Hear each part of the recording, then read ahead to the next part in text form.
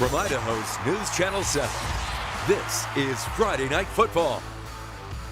Hey everybody, welcome on into Friday Night Football. Going to hit the little retweet button here to make sure everybody's watching.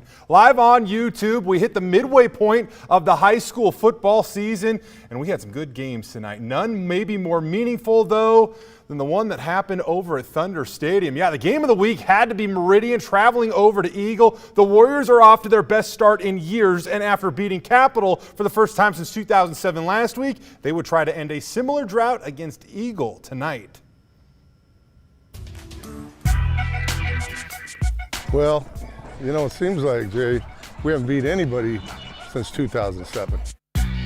So we're getting better all the time, and we got some great players and great coaches, and just excited about it. We're having a blast. I love coming to practice every day and seeing my buddies. We just do well against adversity, and we work together well as a team. They're a pretty close-knit group. They care about each other, and they take a lot of pride in going out and playing hard. We've got some talent, but everybody has talent, and going over to Eagles is going to be a tough chore, but they'll be ready to play. Everybody talks about they've gone through a gauntlet, but our gauntlet is going to 4 teams fields, where a lot of these people have had 2 out of the 3 teams at home. You know, we went to Mountainview, we went to Donna Larson for Capital, we got to go to Eagle, and we got to go to Rocky. So this gauntlet is a little bit different to me. It's a little bit tougher. It doesn't really matter where we play football, we're going to do our thing. We have a lot to prove to every other team, to every coach in the Valley. This is just a start for Meridian. This is a start for our team. We're going to keep doing our job, and we're going to keep doing well, so it's exciting. All right, the good news for the Warriors, after missing the last couple of games and being highly limited last week, star senior quarterback Malachi Martinez returned to the lineup this evening. In the second, Malachi takes off, and he gets dinged. He loses his helmet, and he would have to leave the game momentarily. We would see him eventually. His little brother would come in, and he hands it off to Cross Antonacci, who fittingly crosses the goal line. The following PAT would be blocked, but the Warriors still take a 20-3 advantage. The Mustangs would counter by marching right back down the field on the ensuing possession, but threatening to score. This was just kind of a weird play. The ball carrier is untouched, but he fumbles it through the end zone. The ruling on that one, a turnover and a touchback, so Meridian gets the ball back at the 20-yard line. The Warriors would jump on the attack. On 3rd and long, Zeke Martinez, the freshman, bringing rain with this bomb. He completes the pass to Quentin Riley down the right sideline. A few plays later, Antonacci gets the ball, hitting that circle button, spinning out of a tackle, would-be tackle I should say, just running it right through the heart of the defense. But here's the deal, that drive would stall out. Eagle junior Carter Davis makes an outstanding play to deny the Warriors of points. Eagle quarterback Jack Benson has had a great season so far. Last week he was phenomenal. Tonight he would get it going eventually. Here though, with 90 seconds left in the first half, he tosses a pick. Meridian takes over at midfield. Near the end of the first half, Meridian driving down to score. Malachi Martinez back in the game, and he would hit his big tight end for a touchdown. But there would be a flag on the plate negating that touchdown. This would have made it 26-3. It was the difference maker. Eagle rallies all the way back with 21 unanswered points. They take a lead with 21 seconds left in the game. They win, knocking off Meridian 24-23 the final. So after having some heartbreak last week against Mountainview, it is Eagle that provides the heartbreak this evening. What a game. And guys, I apologize. I went to the first half, had to go get highlights of my second game. It seemed like the game was decided. A second half still had to be played. A tip of the cap to the Eagle Mustangs for rallying back and knocking off what I believe is a very, very good Meridian squad. And now the Mustangs climb to 3-2 on the season. Big victory for Eagle, who started off the season with a very tough schedule, gets a little more manageable here on out. All right, let's head on out to Canyon County. The 4-0 Skyview football team hosted Rocky Mountain this evening. Dave Young has his squad rolling, but then again, So does Chris Kulik. What else is new? The winner of this one would move into first place, so plenty at stake here for the Grizzlies and the Hawks. Skyview welcomed the Grizz to Camo Night, as our reporter Andrew comically scripted here. Yep, I guess they were hunting for some bears. Rocky raced out to a 20-0 lead early. It was at that point in time that the Skyview defense started to wake up. Rocky looking to air it out, but that's a big pass breakup, making it 3rd and forever. Big man Daniel Hernandez then gets a stop on 3rd down, and eventually that would give the ball back to the Skyview offense. Now Hawks quarterback Max Cutforth takes advantage. He keeps this one around the far side, then would lower his shoulder through a little bit of contact. Love that. It sets up 1st and goal. That allows power back Antonio Fafita to roll in for 6. It cut Rocky's lead down to 13. The Grizz were just getting started though. Coach is like, hey, let's run the hurry up here. So quarterback Tegan Sweeney just delivers an absolute dart upfield. This will be good for a gain of 30. And after that, Art Williams, 15, taking it in for 15, untouched. Taking it for 15, I should say, a 15-yard rushing touchdown. This made it 26-7, and after that, the Grizz go for 2 to push their lead back out to 21. That was the score at halftime. The final of this one would eventually go on to be 49-21. This is win number 44 in 49 games for Rocky head coach Chris Kulik, and the Grizz are 28-1 in divisional games in that span. Just domination, my goodness. Hey, speaking of legendary high school coaches, Judd Benedict is back for his 15th season on the sidelines at Mountainview. 4 games into the season, the Mavs are a perfect 4-0. But there has been plenty of suspense along the way.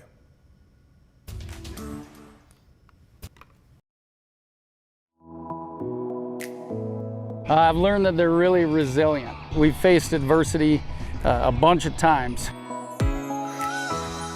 3 of the 4 games, I believe, have come down to maybe the last 30 seconds. I know for sure within the last minute, and they've come against 3 really good football programs.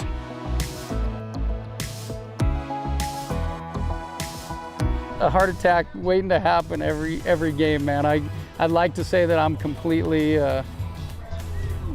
relaxed and, hey, we got this in the bag, but shoot, I've been wound up and stressed out and anxiety, and you're just hoping, man, I hope we get it done here. The way we battle is unlike any other team I've been on before. I've learned that our guys are in it till the end. They're really resilient. We talk about adversity all the time, and I think they've responded to adversity in all those situations. So with it coming down to the end like that, it definitely is tested the old ticker, man. I can't take too many more of those. Yeah, you and me both there, Coach Benedict. I tell you though, he would likely be able to breathe a little easier this evening. The Mavs attempting to avoid their first loss, and Hawaii trying to pick up their first win in program history. But we pick it up in the 3rd. The Mavs already up 42-0. That punt, well, goes kind of poorly, and it sets up a short little TD run. We only got one highlight for you, but there were plenty of them. That made it 49-0. Mountain View stays perfect on the season. They win 56-0. Moving along now, following their first loss of the season last week, Todd Simis and the Capital Eagles looking to bounce back, hit home, and put one in the win column against CUNA tonight. Hey, plenty of Gurkha pride on defense. Those black helmets mean you're super good at defense. Cody Walk coming off the edge, gets off a block, then gets the tackle for loss. Later on that same drive, the Cavemen just trying the opposite side of the field, but Walk and Tucker French are there for the takedown once again.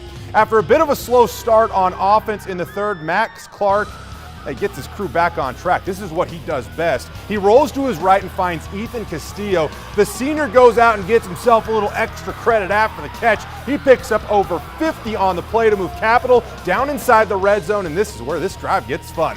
Max on the throwback lateral to Colin Ferguson. Yeah, word on the street is that Capital's offensive line coach dialed up this little ditty. Of course, Capital holds down the fort at home behind a big man touchdown. They knock off CUNA tonight, 48-21 the final. Enjoy your moment on Friday Night Football. We take you now to Centennial, where the Patriots were hosting Bora. The Lions just showing a commitment to run the rock in the first half. Here, Bradley Toth takes the handoff and gets vertical for 6, goes untouched to make it 7-0. The Patriots, however, they would have a little less success on their first possession. Orlando Clay Jr. tries to hit the edge, but man, just a herd of Lions ready to pounce. I think they call it a streak, a pack of Lions. Bora would get the ball back. Corbin McCarney finds Hayden Weaver for the nice game.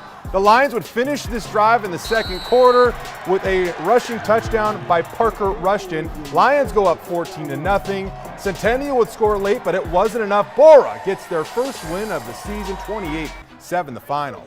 All right, let's take you back to last night, a little Thursday night 5A football. Timberline hosting rival Boise. The Wolves jumped out to a 14-0 first quarter lead, but in the second, here come the Braves. That's Alex Hess with the rushing touchdown. Taylor Markham would respond with the hurdle off to the races. He would get pushed out inside the 10-yard line. That's when Timberline goes to the air. Wade Zenner finds Garrett Lavin, touchdown. Timberline would go on to win this one 39-20 the final. I will say though, Boise created a number of turnovers in this game, and I want to show you this one right here because this kid had 2 picks. A lot of fighting the Brave. Just couldn't knock off their rival last night. We're going to hear from Timberline head coach Ian Smart coming up here in just a little bit. In the meantime, let's get on out to Columbia. The Wildcats hosting Bishop Kelly. Picked this one up right before halftime. Columbia's QB fakes the handoff before throwing it down the line to his receiver. It nearly gets intercepted, but he's inbounds for the first down. It worked out. Let's go to the third now, though. Bishop Kelly quarterback Hadley Smith with a rocket to Josh Buss for the 30-yard catch. First down Knights. Later on that same drive, Smith hands it off to Seth Knopf. Just on repeat every week, 2-3. BK fans excited about that one. Hear them. Later in the third, back to Columbia. Their quarterback just trying to take it himself, but he gets stopped near the line of scrimmage by that nasty BK defense. Next series now, Buss down the line here, and well, can't quite see who comes up with the grab, but either way, tackled out of bounds. Bishop Kelly shuts out Columbia. A dominant showing tonight by BK, 45-0 the final. They improved to 3-2 on the season. All right, the short drive over to Caldwell now. The Cougars played host to their next-door neighbors, Valley View. Just like a stone's throw away, literally. We pick it up now in the first. Casey Cope gets tangled in a mess, but he is eventually able to get rid of the ball. He finds Cameron Dean 15 yards downfield for the wide open touchdown. The Falcons go up 7-0. Next series, here comes Caldwell. Lofts the perfect pass 25 yards downfield. That's Teddy that makes the grab. They would go on to score on that drive. A big play here now. Later in the first, Casey Cope hands it off to Carson Fox, who runs it all the way in for the score. Valley View improving above 500, 3-2 on the season. They win tonight, 54-12. Nice win for the Falcons. Up next now, we got the Bulldogs and the Huskies duking it out in Nampa.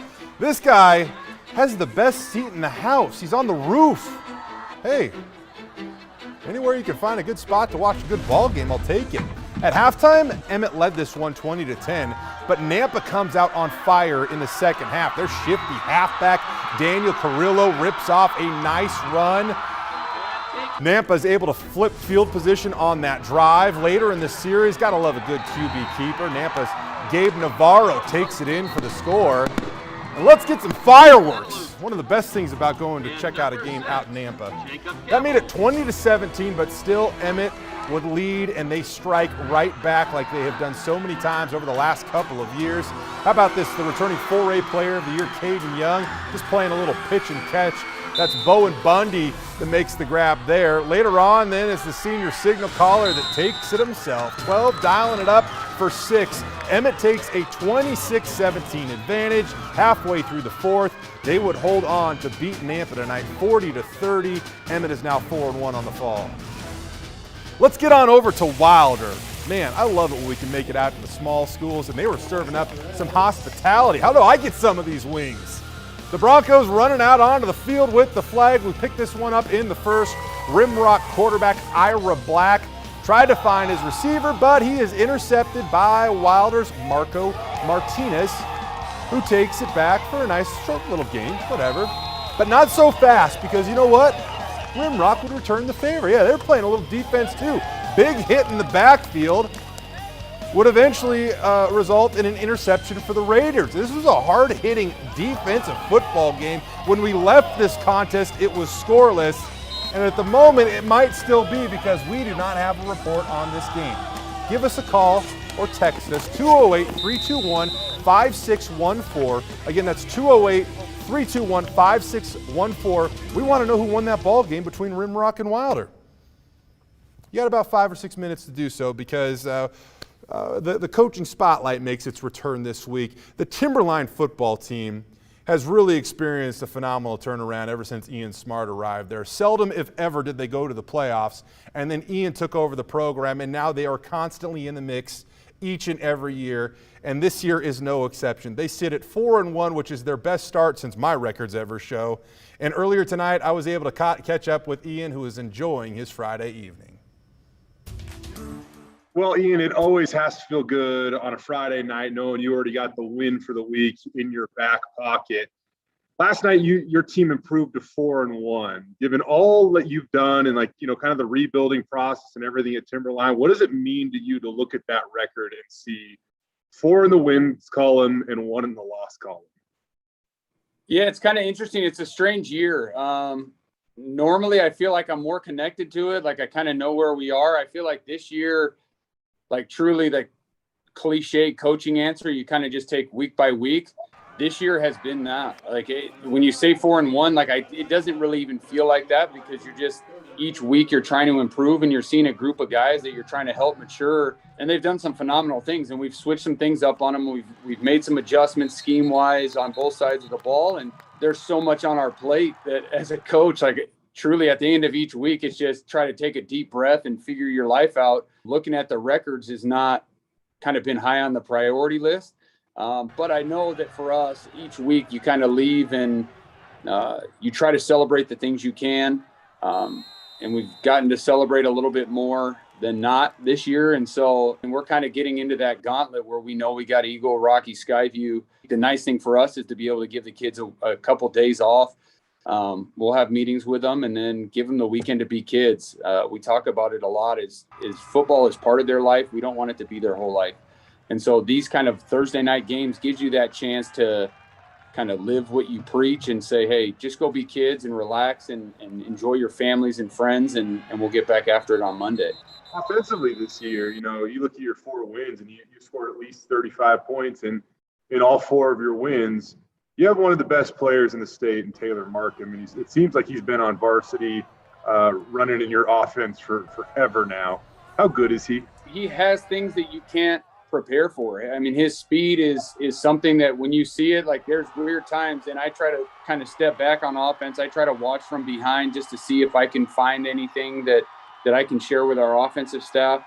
But there's times where I see a small hole open and I see him with it, and I just go, uh-oh, it's gone. And as soon as he gets past that first level, if you're not on him, it's a home run waiting to happen. I just his explosiveness, and then when he gets in the open field, it's a rare kid that can catch him unless they have an incredible angle. So for us, just finding creative ways to get him the ball and give him a chance to go kind of use his speed. What has been the best thing about your time at Timberline and being involved with this football program? Yeah, coaching's a weird thing, and I loved, again, it's kind of a weird thing to think about, but I loved my time at CUNA. I love those kids. And then you come to Timberline, and again, that's always tough to leave kids. And as a coach, you create those connections. And so over the last 5 years, really, it is trying to create a culture here where kids understand the importance of football and what it allows them to do, not only on a football field, but really for us as people. Football carries a lot of weight. And you just see it at a game, Timberline in Boise, and the student sections were awesome. There's a lot of people in the stands, and you just think the impact that you guys are able to make. not only here, but as we go out into the community, when you're wearing Timberline stuff, when you're out in the community, people know who you are. As a coach, what makes me proudest is when I hear stories from people in the community like, hey, this kid, whatever, helped me with groceries, or this kid was, did something good for me that he didn't expect anyone to know. And you get those stories and it makes you proud as a coach. And so really, football is just an avenue for us to teach life lessons.